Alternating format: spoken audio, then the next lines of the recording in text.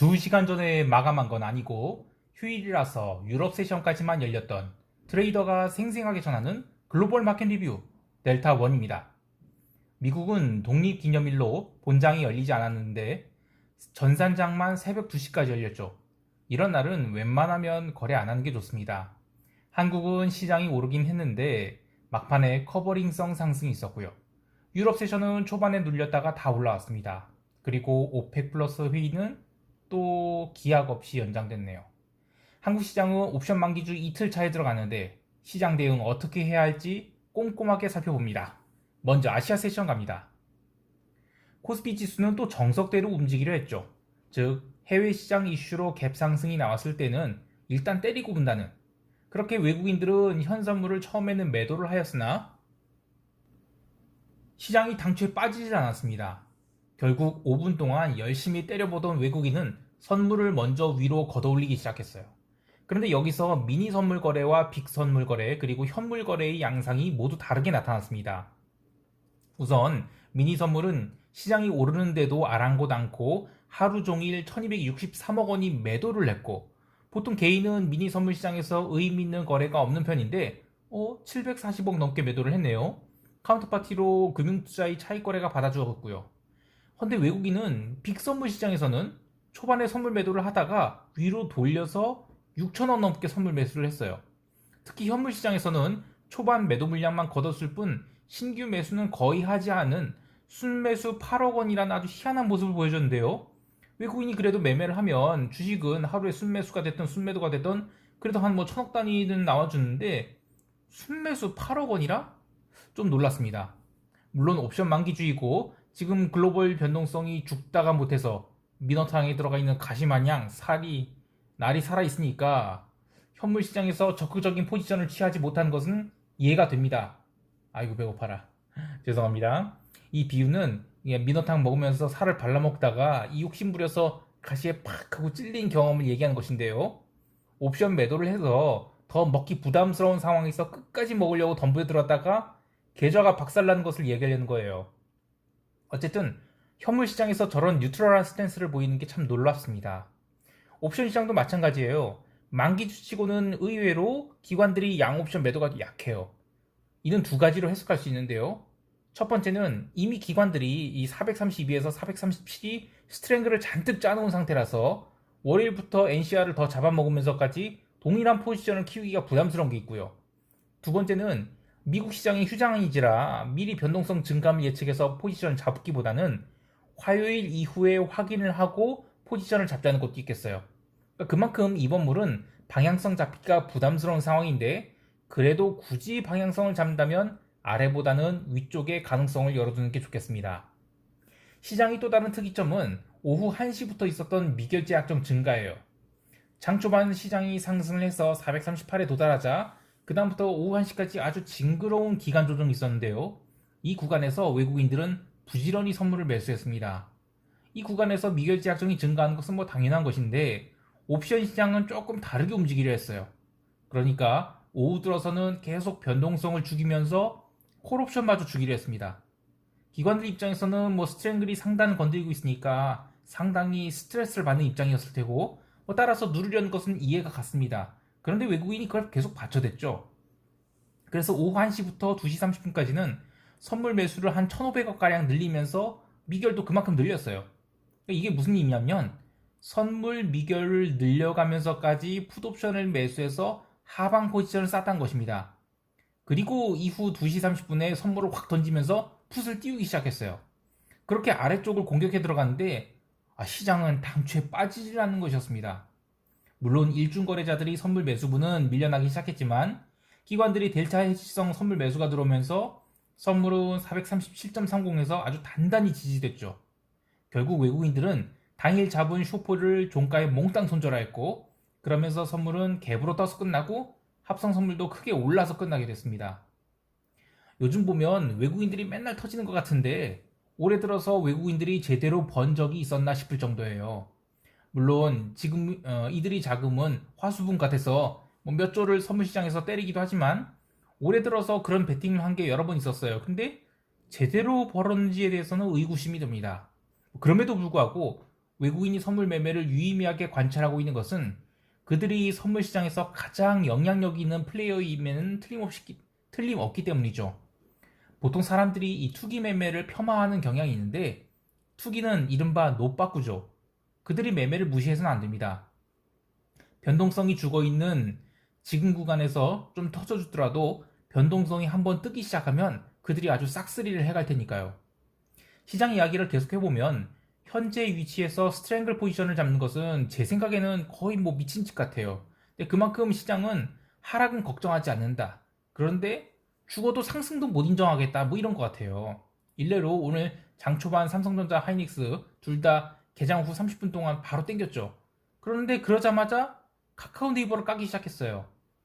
삼성전자의 실적 발표가 7월 7일에 예정되어 있으니까 뭐 메모리 반도체에 대한 기대감 살아나니까 그렇게 되면 시총 상위 1, 2등이 올라가면 스트랭글 포지션에 리스크가 생기겠죠? 그러니까 바로 시총 3, 4위들을 까버리는 겁니다. 그런데 오늘 장 마감 무렵 기관들이 선물로 상방 델타 해칭했고요. 옵션 시장에서 스트립셀을 해놨죠. 또 장 마감 그 무렵에 그 ITM 콜옵션들을 롤링업을 해서 델타를 다 위로 열어놨어요. 그러니까 어떤 상황이 됐든 시장은 위로 갈 가능성을 더 열어놓은 셈입니다. 다만 그 속도랑 위치에 대해서는 뭐 미결제 가진 놈들 마음이니까 우리가 추정할 수는 없겠죠. 자, 여기까지 하고 유럽 세션 갈게요.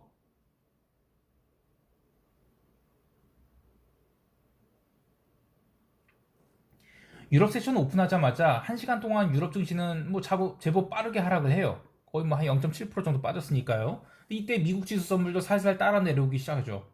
근데 이때 절대 따라가면 안 돼요. 왜냐면 그 오늘 밤 미국장 휴장이잖아요. 어떻게 될지 모르는 거예요. 역시 추세적 하락이 아니라 기술적 조정이 나왔습니다. 그리고 그 뒤로 빠르게 반등하면서 보합으로 올라오더니 또 하루 종일 횡보를 해버립니다. 벌써 이 자리에서 3주째, 좀 더 이어서 이야기하면 거의 만 7주째 제자리인데요. 이게 유럽 증시 특징이에요. 미국은 뭐 무슨 이유가 됐든 주구장창 상승. 그리고 유럽은 한번 모멘텀 받으면 쭉 올라가서 몇 달째 횡보. 또 아시아, 그러니까 그 일본 빼고요. 아시아는 오르락 내리락 변동성이 큰 게 뭐 그동안의 시장이었는데 요즘 한국 시장은 유럽처럼 횡보하는 시장으로 바뀌고 있죠. 이게 세계의 돈이 어디로 가는지를 명백히 보여주는 그림이라고 할 수 있어요. 대부분이 돈은 미국으로 모이고요. 한 번 갈 때 유럽으로 뭉탱이가 갔다가 멈추고 또 아시아에서는 밀물처럼 들어갔다가 썰물처럼 빠져나가고 하는 식이죠. 그래서 유럽 투자는 특징이 있어요. 이 모멘텀이 나온다 싶으면 따라갔다가 멈춘다 싶으면 바로 그냥 뒤도 돌아보지 말고 나와서 다른 시장 찾는 게 낫습니다. 전반적으로 거래가 한산해서 뭐 특별히 무슨 말을 할 게 없는데 그래도 오펙 플러스 이야기는 해야 되겠네요. 지금 텍사스 브렌트 스프레드가 역대급으로 줄어들었다가 조금씩 정상화되는 과정이라는 이야기를 했었죠. 지난주에 오펙 플러스 미팅이 지연돼서 오늘 좀 열렸는데 뭔가 좀 하는 듯 하다가 이번에 아예 나가리가 돼서 날짜마저 정해지지 않게 되었습니다. 그 소식이 전해지면서 0시 15분경 기름이 순간 폭등을 해서 텍사스 기준 76달러를 넘겨버리고 말았습니다. 저는 오펙 결렬이 사우디가 일부러 의도한 것이 아닐까라는 생각도 하는데요. 기름과 관련해서 지금 이슈가 되고 있는 요소들을 보면 첫째, 오펙 회의에서 어쨌든 뭐 증산을 최대한 줄일 수 있냐, 그러니까 감산 양을 뭐 지금 다들 나 아직 그만할래 그런 얘기하고 있으니까 어쨌든 최대한 오펙 회의에서는 상대적 증산량을 줄이고 싶은 게 이제 목적이에요. 그리고 두 번째는 델타 변이 바이러스 같은 건데 뭐 저는 사실 이거는 전혀 문제가 안 된다고 보고요. 세 번째는 이란이 핵화폐예요. 이 델타 변이 바이러스는 치명률이 낮아서 점점 감기처럼 인식하는 것 같아요. 그래서 뭐 더 이상 락다운을 안 하니까 뭐 경제에 악영향 주지 않을 분위기로 가고 있죠. 그리고 이란이 핵화폐는 뭐 이란이 생산량을 뭐 한 번에 700만 bpd로 확대를 할 수가 없어요. 그래서 아무리 이란 핵화폐가 나온다 하더라도 시장에 바로 막대한 기름을 쏟아낼 수는 없죠. 하지만 어쨌든 둘 다 이젠 유가를 내리게 한 요소입니다. 그런데 이제 아랍에미리트 연합, UAE가 감산 기준점을 더 높여달라고 하면서 지난 오펜 미팅 때도 그랬는데 이번에도 생떼를 부려서 결렬됐어요. 그런데 이 부분에서 사우디가 안 받아줬다는 겁니다. 지난번에 받아줬는데 이번에 안 받아줬어요. 그래서 이런 것들을 보면 그러니까 첫 번째 이슈인 이 오펙 회의도 어쨌든 잘 합의되면 유가를 올릴 요소가 아니죠. 하락시킬 요소라고 봐요. 둘째와 셋째도 마찬가지인데, 셋째는, 그러니까 이러한 해액 합의는 이미 오일 캘린저 스프레드 커브에 반영이 돼 있어요. 그래서 저는 유가를 좀 지지하기 위해서 사우디가 일부러 합의를 좀 안 해주고 있는 게 아닌가 싶어요. 따라서 저는 기름값은 조금 더 올라갈 여지가 있다고 봐요. 이번 8월물 기름의 그 퍼스트 노티스 데이트가 7월 20일인가 그러거든요. 그러니까 얼마 안 남았어요. 그래서 7월 하순 이후에는 기름값이 조정을 받지 않을까 해요. 근데 그 전에는 기름은 계속 좀 더 위로 열려 있다고 봐야 될 것 같습니다. 그래서 기어코 브렌트 80달러를 한번 터치를 하지 않을까 싶어요. 어쨌든 저는 브렌트 기준 80달러 터치하면 그다음부터는 아주 적극적으로 숏포지션을 노려보겠습니다. 여기까지 하고 오늘 미국 세션 쉬었기 때문에 바로 시장 총평하면서 대응 전략 이야기할게요.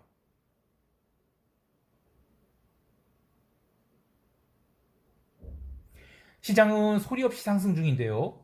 현물 시장에서는 적극적인 방향성을 보여주는 투자 주체가 없어요. 게다가 선물 시장에서는 베이시스가 지금 플러스까지 올라왔죠. 즉, 숏 포지션을 잡은 쪽은 할 만큼 다 했다고 봐요. 그러면 이제 위로 올라갈 가능성이 더 크죠. 문제는 올라갈 확률이 높긴 한데 누가 그 모멘텀을 제공할 것이냐 이거죠. 그래서 저는 이번 옵션 만기는 아주 끝까지 변동성을 죽일 가능성이 있겠어요. 물론 지금 수준이 변동성에서 저는 옵션 매도를 할 생각은 없습니다. 그리고 차월물인 8월물 있잖아요. 그것도 풋옵션 매도가 리스크가 크다고 봐요. 따라서 굳이 한다면 당월물 강세 콜 스프레드를 짜면서 차월 외가 콜 매도를 쌓는, 그래서 델타 리스크도 줄이고 감마 리스크도 제한적으로만 감당하는 전략이 좀 그나마 유리해 보입니다. 해외 시장은 지수에 대해서는 계속 롱마인드 갖고 있어요. 특히 유럽 시장은 장중 조정을 줄 만큼 줬기 때문에 이제 위쪽으로 더 열려 있다고 보거든요. 그래서 유럽 세션 강화할 때 미국 지수 선물도 같이 오를 것이고요. 네, 그렇게 해서 갭상승이 나와서 초반장에 막 달렸다가 미국 오후장에 내리게 되는, 그래서 갭상승 후 윗골이 달린 음봉이 나오는 뭐 그런 게 나온다라고 하면 저는 시장이 꼭지를 쳤을 가능성도 봐요. 그런데 유럽장 올라가잖아요. 어중간하게 올라요. 그리고 미국장도 올라가요. 그리고 미국장은 장중 조정에만 불구하고 종가에 또 올라간다. 그러면 계속 가는 겁니다. 예. 자, 오늘도 성공 투자하시고요. 특히 이번 옵션 만기는 유난히 변동성이 낮은 상황이라서 차라리 매매 안 하고 넘어가도 괜찮습니다. 그래서 무리하지 않았으면 좋겠어요. 이상 델타원이었습니다. 감사합니다.